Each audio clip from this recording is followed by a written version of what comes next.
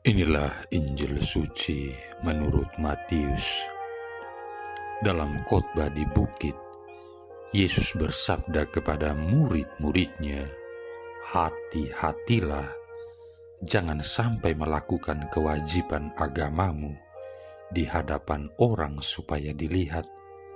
Karena jika demikian, kamu tidak beroleh upah dari Bapamu yang di surga.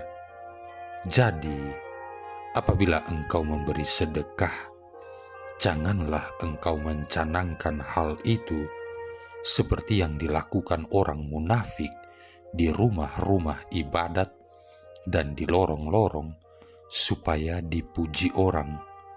Aku berkata kepadamu, hendaklah sedekahmu itu diberikan dengan tersembunyi, maka Bapamu yang melihat yang tersembunyi akan membalasnya kepadamu. Dan apabila kamu berdoa, janganlah berdoa seperti orang munafik.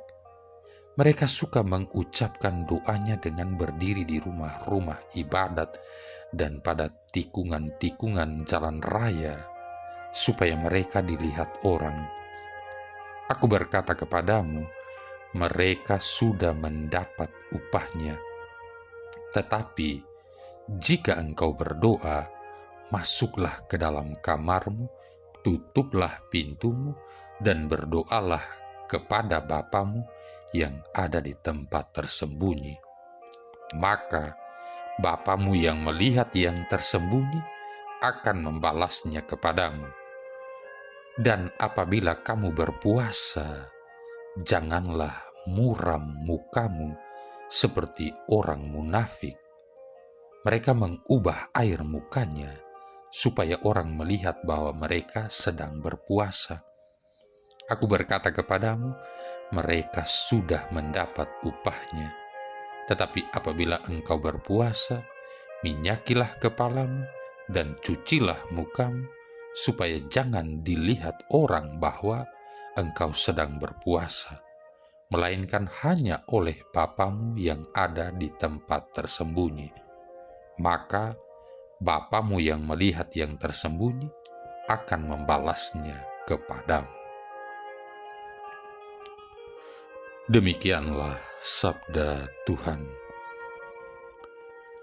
Saudara-saudari yang terkasih, selagi Yesus berbicara mengenai kebenaran sejati yang diperlukan agar seseorang dapat masuk ke dalam kerajaan Allah, Ia juga mengemukakan bahwa apabila kita mengembangkan suatu relasi pribadi dengan Allah, maka hal itu dapat mentransformasikan diri dan hidup kita. Kebenaran lahiria seperti yang ditunjukkan oleh banyak pemimpin agama Yahudi pada zaman Yesus seringkali berakar pada kesombongan dan kemuliaan diri sendiri. Sebaliknya, kebenaran sejati, true righteousness, merupakan akibat dari relasi batiniah dengan Bapa Surgawi. Matius bab 5 ayat 20. Pada waktu kita bertemu dengan kasih dan kebenaran Allah dalam doa, maka kita pun akan menjadi semakin serupa dengan Dia dan tak terhitung di antara orang-orang yang sungguh benar. Yesus berjanji bahwa Bapa akan memberikan ganjaran berlimpah kepada orang yang hidupnya ditransformasikan dengan cara ini. Saudara-saudari yang terkasih, Yesus menekankan bahwa doa, puasa, dan pemberian sedekah dimaksudkan sebagai tanda-tanda kehidupan kita dengan Allah, bukan tindakan-tindakan penuh kemunafikan yang dilakukan demi untuk dilihat atau diakui oleh orang-orang lain.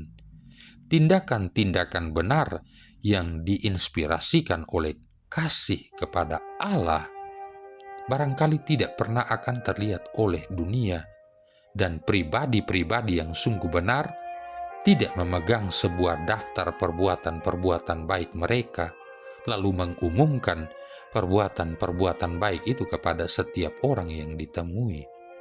Sebaliknya, mereka memberi tanpa hitung-hitung dan tanpa mencari-cari pengakuan, sehingga tangan kiri tidak mengetahui apa yang dilakukan oleh tangan kanan.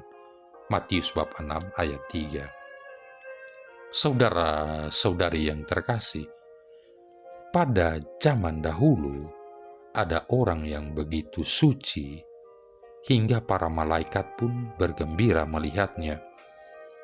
Tetapi betapapun agung kesuciannya, dia tidak tahu bahwa dia suci.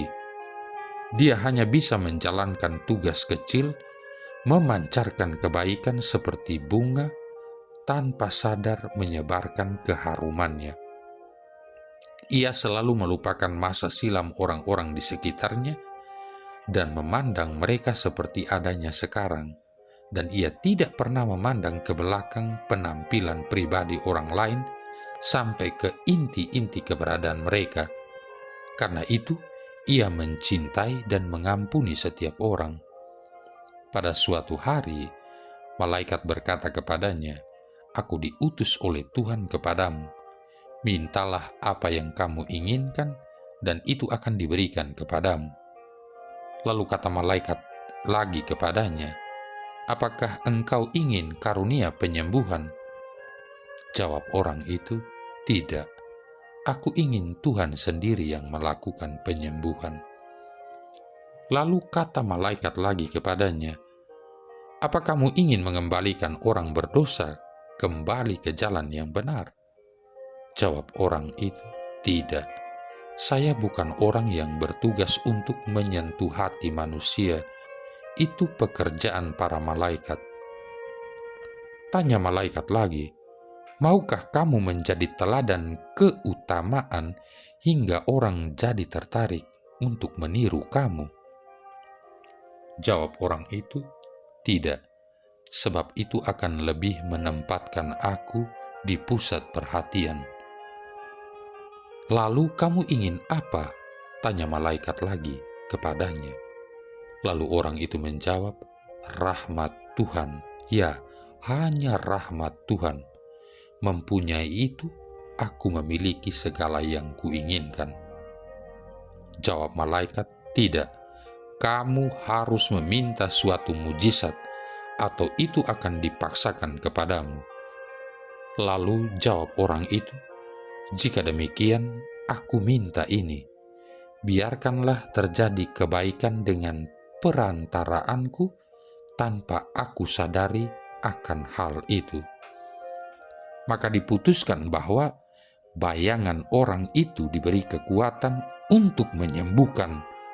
Asal ia membelakangi si sakit, maka sakitnya jadi sembuh, tanah akan jadi subur, mata air akan memancar, dan warna muka kembali segar kepada mereka yang tertekan kesengsaraan hidup.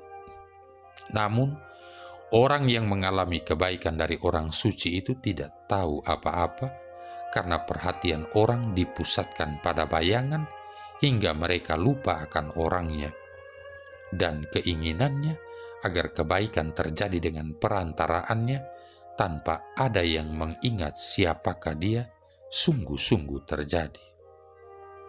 Saudara-saudari yang terkasih, bagaimanakah dengan kita? Apakah kita masih suka pamer kebaikan yang kita perbuat? Doa, puasa, dan sedekah harus kita jadikan pusat perhatian.